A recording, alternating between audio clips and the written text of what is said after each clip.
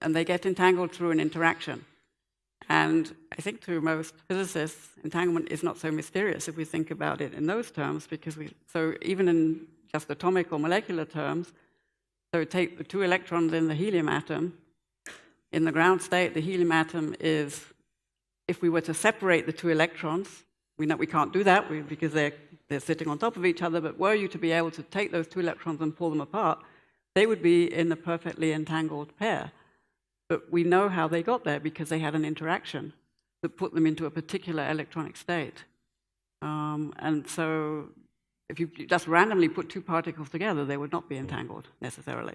Yeah, to my mind, though, the very fact that I don't care how you set it up, the fact that you can set it up still makes me, in Niels Bohr's language, dizzy. Yeah. But yes, I agree. That does mitigate it to some extent, but still it's so far outside of common experience that it's still hard to grasp. But for this purposes, let's assume entanglement is real, because now we want to move on to think about how it manifests itself in some unusual places, like in the vicinity of a black hole. So that's the next thing that we're going to turn to.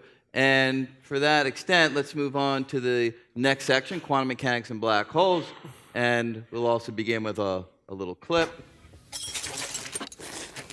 Lisa, do you have a stray dog down there?